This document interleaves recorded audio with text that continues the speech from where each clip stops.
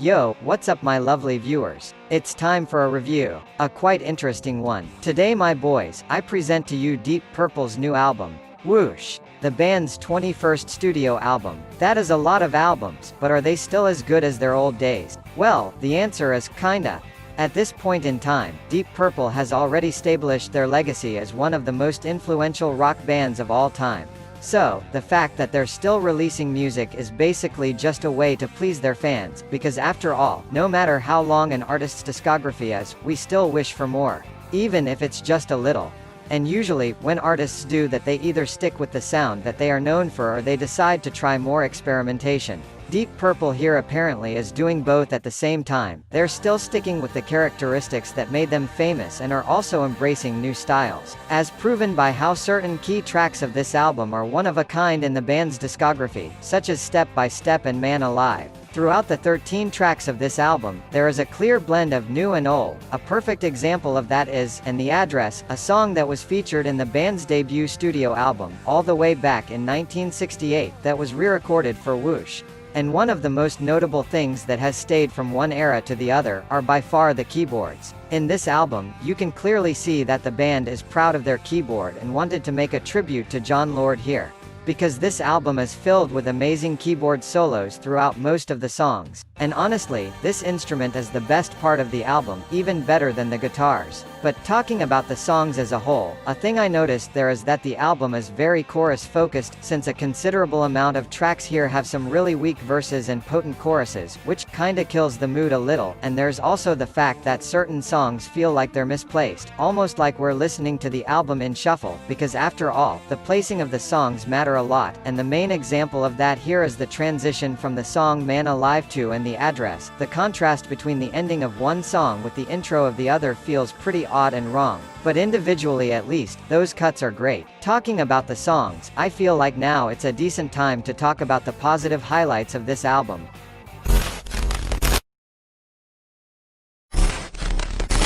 Track 4, Nothing at All. From the start, this is the first track of the album that actually calls your attention right from the beginning. It begins with a keyboard harmonization that later is complemented by this really amusing guitar riff that feels slightly nostalgic to me. The verses are calm and have a really simple guitar work that is really well composed, and the chorus is also very simple and it's quite short, but is very potent and give a nice grip to the song. Then after the second chorus we have an instrumental segment, that even though it's my least favorite part of the track, I can't say it's not effective, because it's well composed and matches perfectly with the rest of the cut, and well, to me, it's the best track of the album.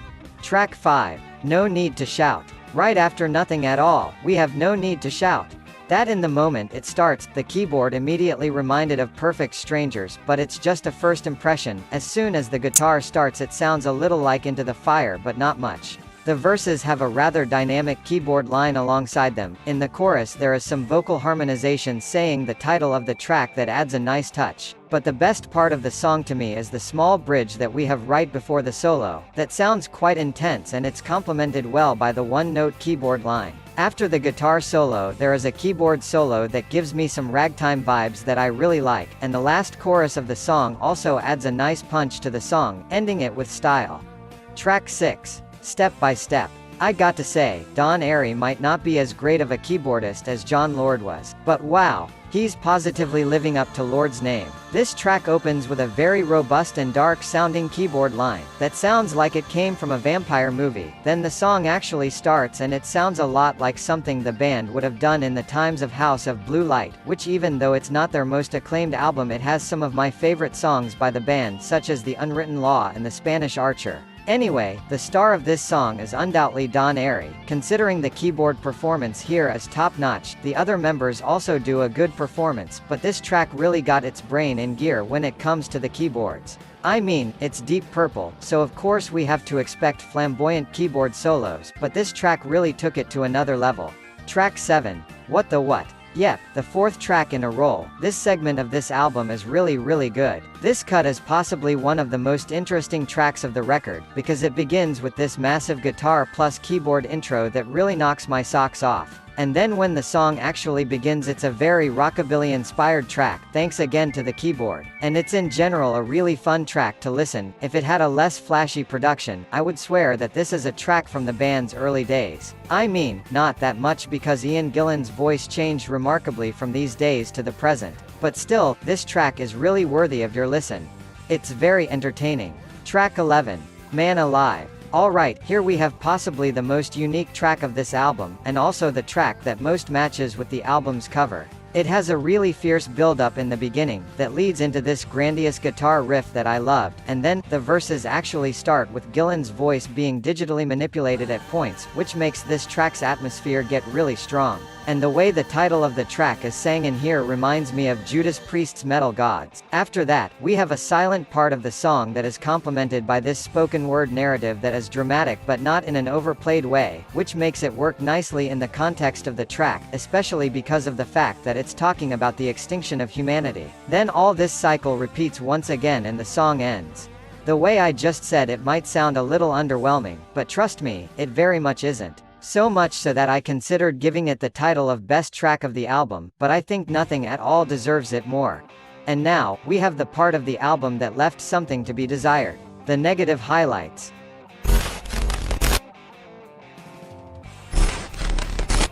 Track 2.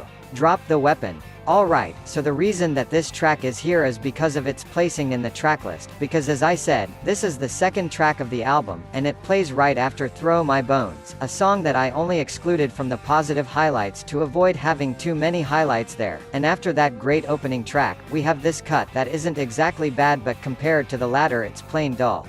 Much weaker, much less impactful, much more generic, in general a filler track. The only positive side of it is the bridge that is quite good, but overall, that's all the song really has to offer that is par to the other tracks. Track 8. The Long Way Round. This track is the longest track of the album, with 5 minutes and 40 seconds. Which is not a big deal, there's much longer tracks around and it's only 5 seconds longer than Man Alive, but what really kills this track is how dragged it sounds, since the only part of the track that is actually interesting is the second half of the chorus, and the rest of this song being this limp, makes this cut feel like an eternity to end. It's not a bad tune, but after the streak of great tracks we just had right before it, it just sounds pointless.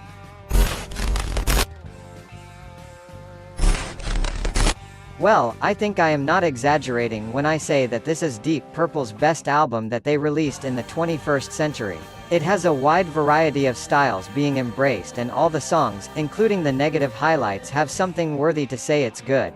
A thing that I think this album could have benefited from is if some tracks were cut off. There are 13 tracks here. If we removed like 3 tracks, in my case I'd remove the negative highlights and one of the instrumental songs, we would have a 10-tracker that would be toe-to-toe with some of the band's earlier material. And if you were a fan of Jon Lord, I got to say that even without him the keyboard in the band is still amazing. I didn't have many expectations when I heard this album, I just decided to hear it because I felt like it would be interesting to make a review of, and it actually surprised me. Great freaking job, Deep Purple. The score I will give to this album is an 8.4 out of 10. Yeah, it really caught me off guard in the best way possible. And here we are at the end of another video. What did you guys think of it? What's your opinion on this album? Please, share your view in the comments and don't forget to leave a like and subscribe to my channel. My name is Marshall and see you next time.